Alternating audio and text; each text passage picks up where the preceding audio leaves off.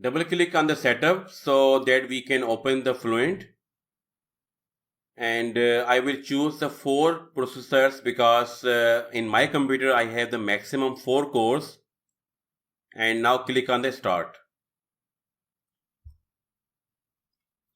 Okay, now next thing is to check for any problem in the mesh. Then the next thing is get the report quality of the mesh. So we have the quality as a 0.02. Alright, so 0.02 is not a very good quality, but it is still is higher than the 0.01, which is the minimum threshold for the mesh quality in the Fluent. Next thing is to display the mesh and inspect the mesh by yourself.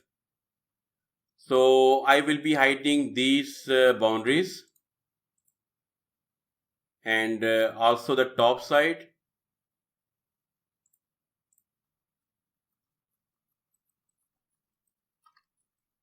And here I will choose the colors and I will choose a color by ID instead of color by type or boundary type and click on display. Also I want to see the mesh, so display, click on the edges also. And here you can see this is the mesh file we have for this part right now.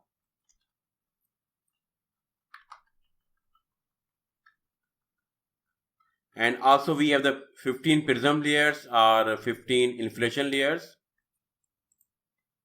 Okay, in the boundary conditions, there are the few things we have to do. Number one is that we are going to apply the velocity at the zero angle of attack, so 20 meter per second as a normal to the boundary condition. Apply and close. And the next thing is that these boundaries, the side and the top, 2 sides and the top, they will be symmetry conditions. But on the road, we will use a no slip condition because the chimney or this cooling tower is placed on the ground. And with the ground, we have the no slip condition, and definitely boundary will develop on that surface. That's why we also created the prism meshing for the ground as well. But for these sides, they are going to be the part of the atmosphere. So we don't want that there should be any bound layer development on these surfaces. So simply click on the boundary and choose the symmetry boundary condition. So you can see we have the symmetry for the side 1, side 2 and the top. And these are chimney, this cooling tower including this ground, they are defined as this bottom as the walls. And next thing is the methods, which is by default is a coupled one. And in the monitor, I'm going to change the residual plot value to some lower values. Although for this case, which is a completed case, I don't think that we should be getting any lower values. I should be saying that I'm not expecting any lower values for the convergence criteria, but still we should be putting some low values here. And then I will initialize solution with the help of the hybrid initialization. Okay, so we are done with the solution initialization. And now simply we run this solution for the 500 iterations and then hit the calculate button.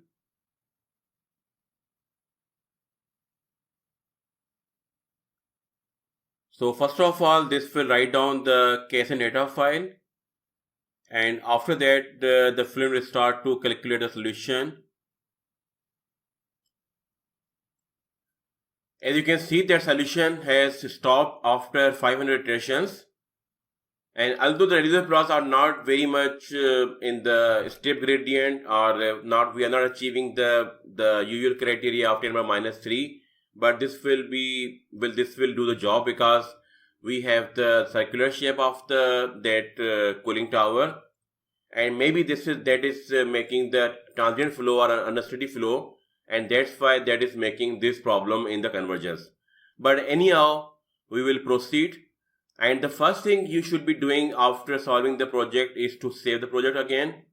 So after this step of Fluent solution, we should be saving the project again. And after that, I will show you the few results, and then we will move to the next part, that is the geometry processing and meshing of the FEA part.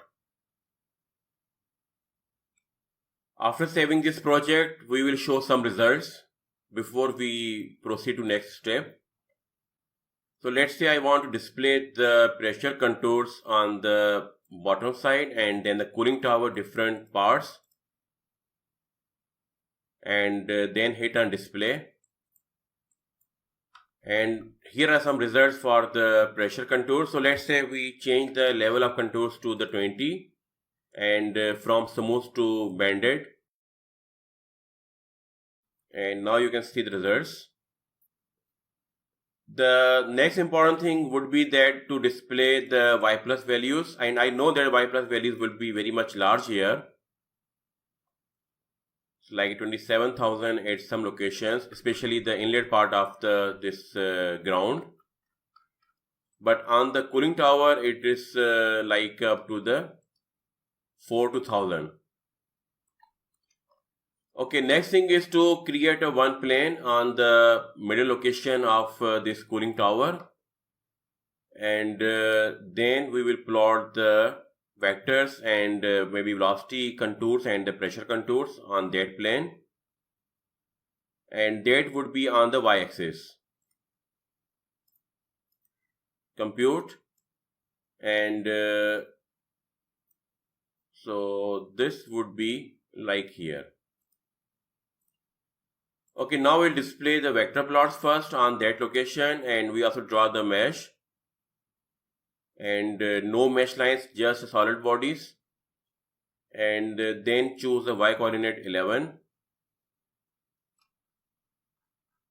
and you can see the vector plots like this. And basically this is making that convergence problem, because we have this sort of the flow on the downstream side. This is making the convergence difficult. So solution is that definitely for the any reverse flow, any recurrent flow, is to solve that flow as an unsteady flow and with some time step. But because we are just making demonstration for the one-way FSI, so I will proceed with whatever we have here right now. And also I will be displaying the velocity contours on that plane.